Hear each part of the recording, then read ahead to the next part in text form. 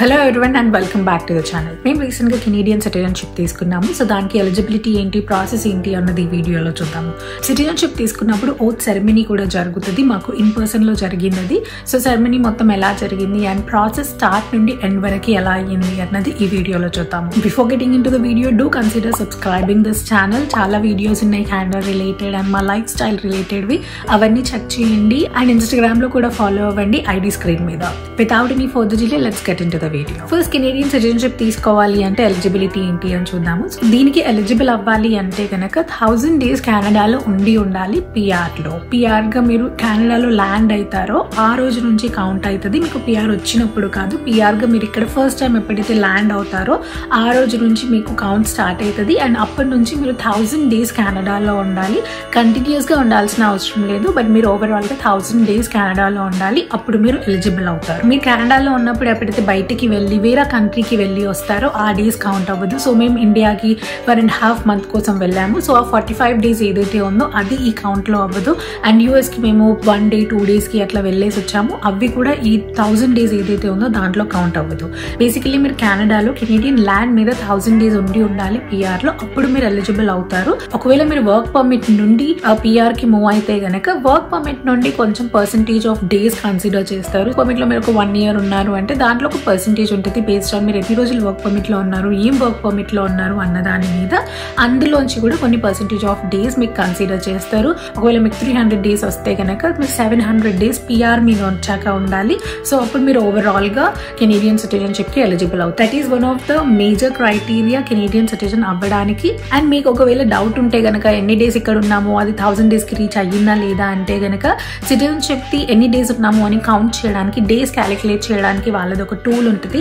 అందులోకి మీరు వెళ్ళి మీరు ఎప్పటి నుంచి ఎప్పటికి ఉన్నారు. సో మీరు ఎగ్జాంపుల్ మా కేసు తీసుకుంటే కనుక మేము 29 ఫిబ్రవరిలో వచ్చాం. సో 29 ఫిబ్రవరి నుంచి ఈ రోజు వరకు ఎన్ని డేస్ అయ్యింది అని కౌంట్ చేయొచ్చు.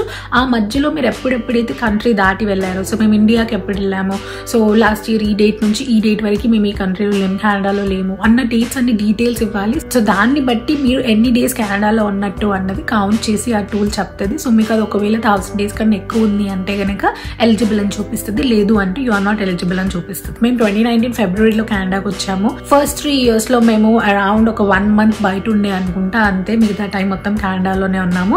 సో మేము 2 years అగోనే ఎలిజిబుల్ అయ్యాము సిటిజన్షిప్ అప్లై చేయడానికి. But we were in confusion apply చేయాలా లేదా అని. ఎందుకంటే కెనేడియన్ సిటిజన్షిప్ తీసుకున్నప్పుడు ఇండియన్ సిటిజన్ గా ఉండలేము, ఇంకా అది సరెండర్ చేయాలి.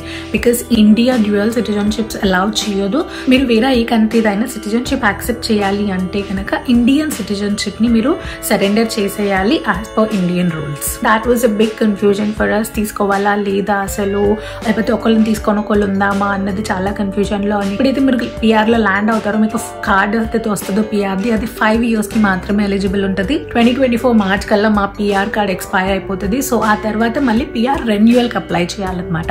సో ప్రతి 5 years కి రెన్యూ చేస్తూనే ఉండాలి. సో అందుకు అనేసి మేము that was one of the major reason. మాకు ప్రతి 5 years కి అట్లా రెన్యూ చేసుకుంటూ వెళ్లే బదులు ఇట్స్ బెటర్ అప్లైయింగ్ సిటిజన్షిప్ అని.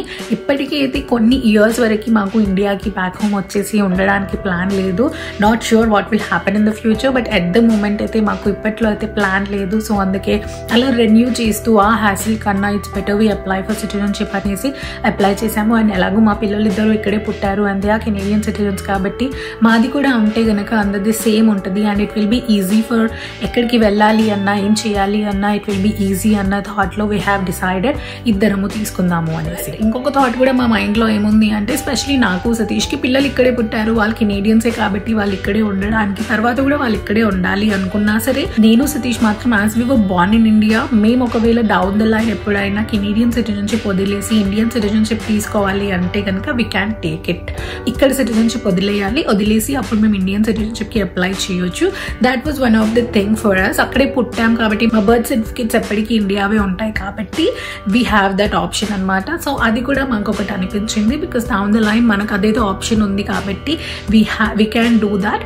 అందుకే ఇప్పటికీ అయితే ఫర్ దిస్ టైమ్ బీయింగ్ ఈ పిఆర్ ప్రాసెస్, రెన్యూవల్స్, ఈ వీసా ఇష్యూస్ కన్నా లెట్స్ టేక్ సిటిజన్షిప్. మీరు ఎప్పుడైతే అప్లై చేయాలి అనుకుంటారో మీరు ఎలిజిబిలిటీ చెక్ చేసుకోవచ్చు. అండ్ మీరు ఎలిజిబుల్ అయ్యారు అంటే గనక మీ ఐఆర్సీసీ వెబ్సైట్ కి వెళ్ళి that's a straightforward application form. మీకు ఎక్కువ డీటెయిల్స్ ఉండవు, దాంట్లో బేసిక్ ఇన్ఫర్మేషన్ ఉంటుంది, అవన్నీ సబ్మిట్. అండ్ మీ ఏదైతే ఇన్ఫర్మేషన్ ప్రొవైడ్ చేశారో ఇస్తారో దాన్ని బట్టి కొన్ని డాక్యుమెంట్స్ కూడా అడుగుతుంది, అవి కూడా సబ్మిట్ చేయాలి. Again these are not the major documents, ఏదో కొత్తవేమి ఉండవు, బేసిక్ థింగ్స్ ఉంటాయి. మీకు ఇంగ్లీష్ వచ్చా, లాంగ్వేజ్ స్కిల్స్ మీరు ఎప్పుడు తీసుకుందైనా సబ్మిట్ చేయొచ్చు. IELTS మేము ఎప్పుడో 2018లో ఎగ్జామ్ రాసాము, మేము అదే సబ్మిట్ చేసాము.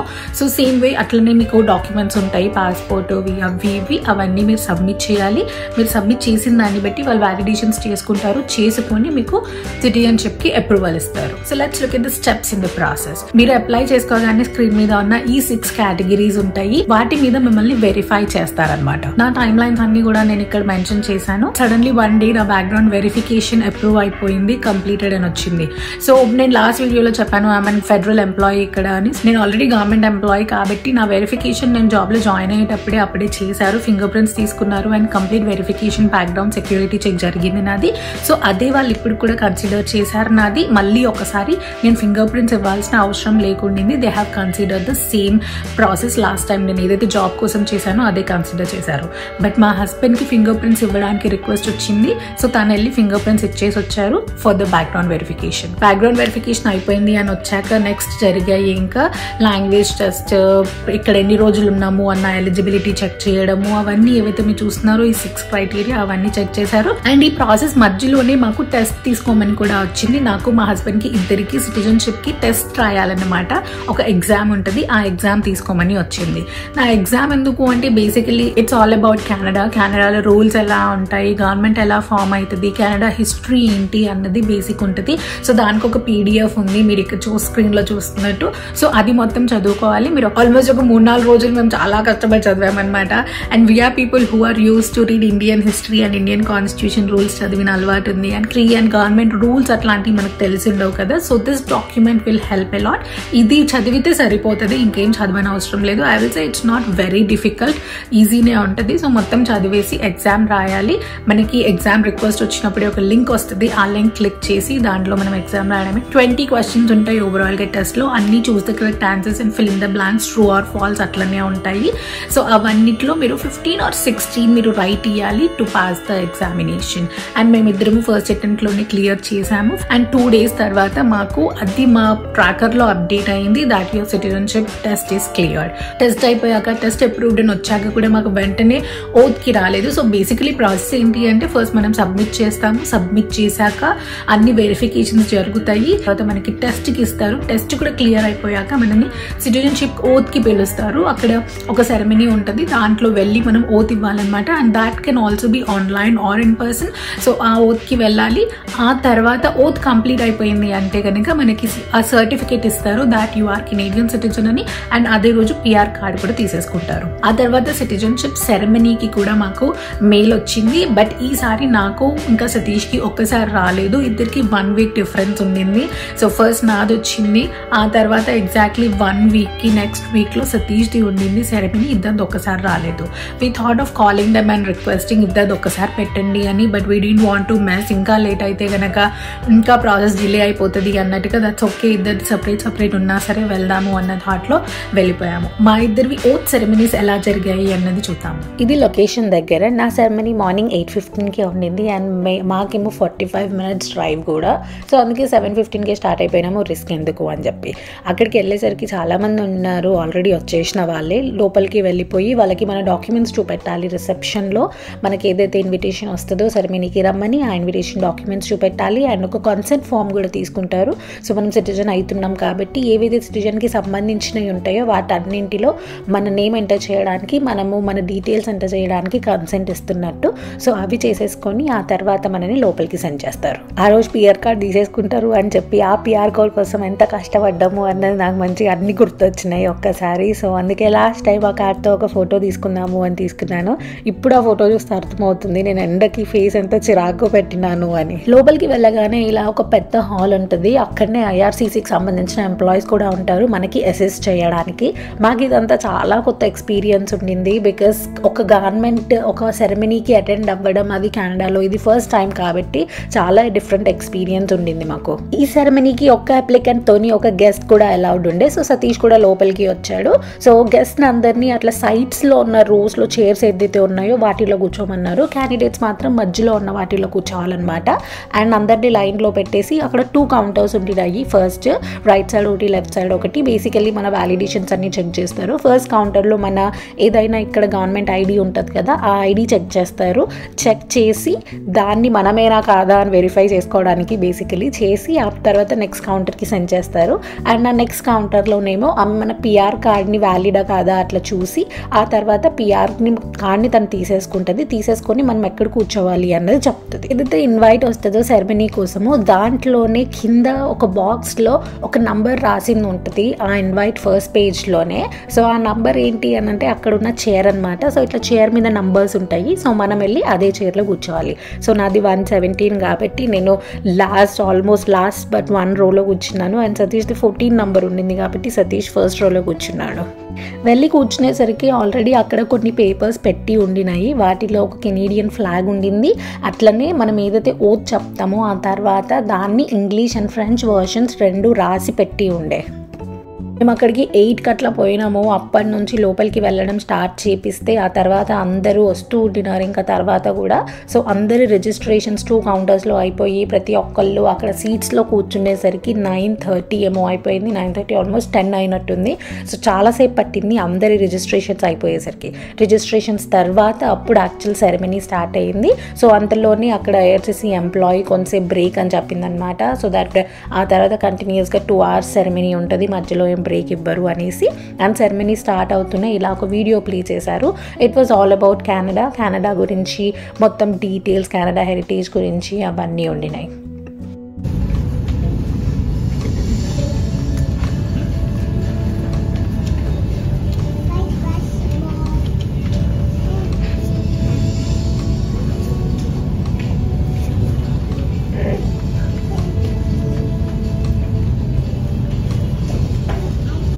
అందరితో ఓత్ చెప్పించడానికి ఎవరైనా ఒక హయ్యర్ అథారిటీ వస్తారన్నమాట. తను అందరితోని oath చెప్పిపించి national anthem పాడిపిస్తారు.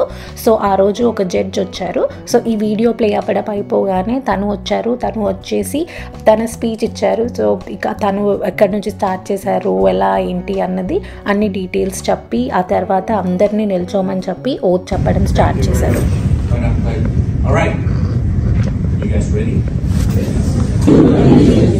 To His Majesty,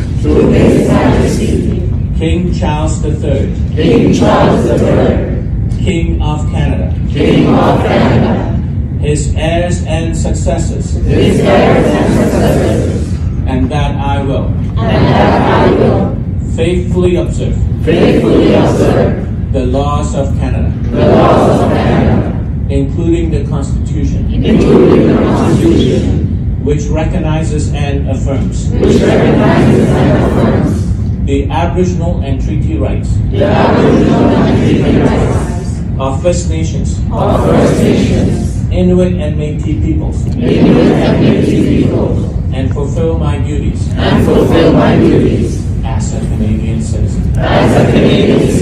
Well done. Put down your hands for a second. Put it down. Don't sit. అందరితో ఫ్రెంచ్లో కూడా చెప్పిస్తారు. కెనడా అఫీషియల్ లాంగ్వేజ్ ఫ్రెంచ్ కాబట్టి అందరికి ఆబ్వియస్గా ఫ్రెంచ్ రాదు. బట్ ఏదైతే జడ్జ్ చెప్తున్నారో దాన్ని అందరు రిపీట్ చేయాలన్నమాట. అప్లికెంట్స్తో పాటు ఎవరైతే గెస్ట్స్ ఉన్నారో అక్కడ ఐఆర్సీసీ స్టాఫ్ ఉన్నారు అందరూ కూడా హ్యాండ్ పైకి లిఫ్ట్ చేసి పెడతారు. అవుట్ ఆఫ్ రెస్పెక్ట్ ఏదైతే ఓత్ చెప్తున్నామో దానికి రెస్పెక్ట్ అట్లా పెట్టమని అంటారు అందరినీ. అండ్ మనం ఓత్ సరిగ్గా చెప్తున్నామా లేదా అనేసి ఇద్దరు ఎవరైతే ఐఆర్సీసీ ఎంప్లాయీస్ ఉంటారో వాళ్ళు అక్కడ తిరుగుతూ ఉంటారు, అబ్జర్వ్ చేస్తూ ఉంటారు, ఏదైనా మిస్టేక్స్ ఉంటే కరెక్ట్ చేయడానికి. This is where you'll be signing your oath form. Long name. After signing your oath form, you will come up to the front where your name will be called.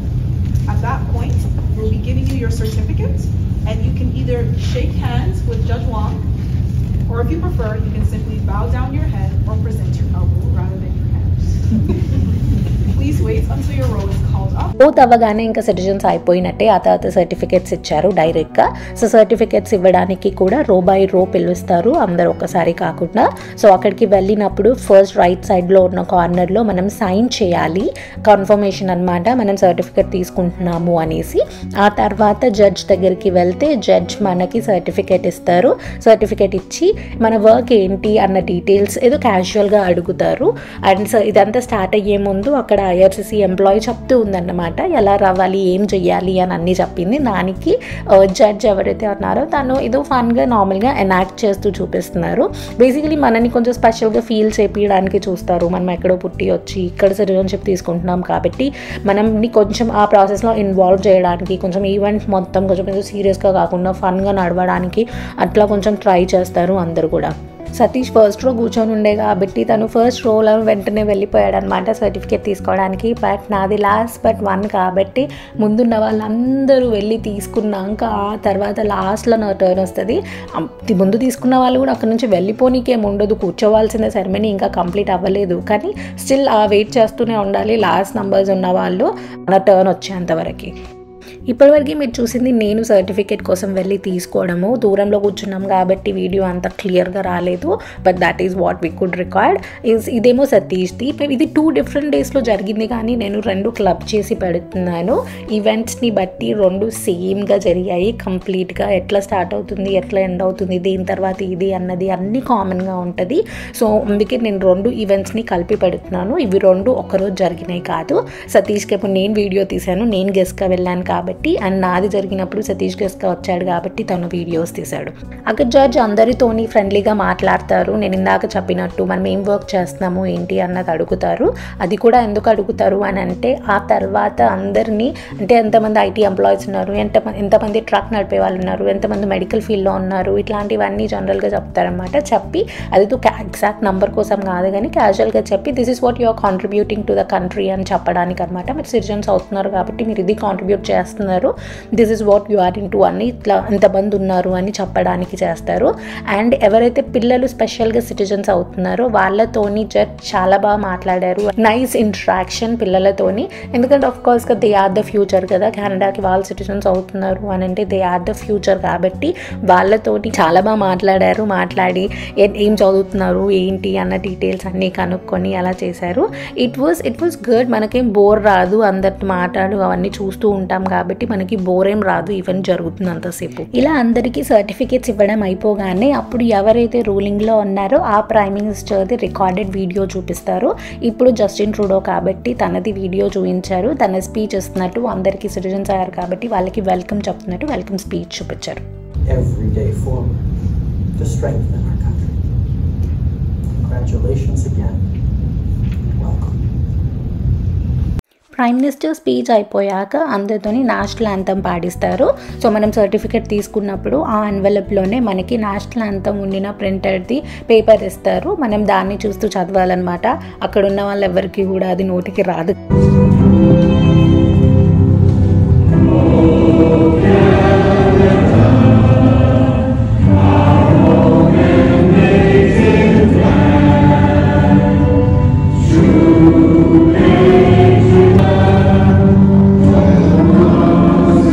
National యాంథమ్తోని event end అయిపోతుంది. ఆ తర్వాత ఇష్టమున్న వాళ్ళు వెళ్ళి జడ్జ్తో పాటు photos దిగొచ్చు, లేకపోతే కనుక ఇంటికి వెళ్ళిపోవడమే. అంతే ఇంకా సెరమనీ. ఓవరాల్ 2.5-3 hours అవుతుంది మార్నింగ్ మనం ఎంటర్ అయినప్పటి నుంచి కంప్లీట్ అయిపోయే వరకు. సో ఎస్, అలా జరిగింది మాది సిటిజన్షిప్ ఓత్ సెరమనీ. మేము సబ్మిట్ చేసినప్పుడు the time line was 18 months, కానీ మాకు అంత టైం పట్టలేదు. చాలా తొందరగానే ప్రాసెస్ మొత్తం అయిపోయింది. అండ్ ఇన్ పర్సన్ సెరమనీ కాబట్టి మాకు అదే రోజు సర్టిఫికేట్ కూడా వచ్చేసింది. సో నెక్స్ట్ ప్రాసెస్ లో కెనడియన్ పాస్పోర్ట్ అప్లై చేయాలి, ఆ తర్వాత ఇండియన్ పాస్పోర్ట్ సరెండర్ చేయాలి, ఆ తర్వాత ఓసీఐకి అప్లై చేయాలి, ఇండియన్ వీసాకి అప్లై చేయాలి. ఇప్పటి నుంచి ఇండియాకి రావాలి అంటే వీసా తీసుకొని రావాలన్నమాట. That sounds really hard but that's how it is. Yeah, that's all for the video. మీకు ఈ వీడియో నచ్చింది అనుకుంటున్నాను. నచ్చితే కనుక వీడియో ఖచ్చితంగా లైక్ చేయండి అండ్ ఛానల్ సబ్స్క్రైబ్ చేసుకోండి. నోటిఫికేషన్ బెల్ కూడా రింగ్ చేయండి అండ్ ఆల్ నోటిఫికేషన్స్కి పెట్టండి and follow me on Instagram too. See you in the next one. Until then, stay happy and stay along.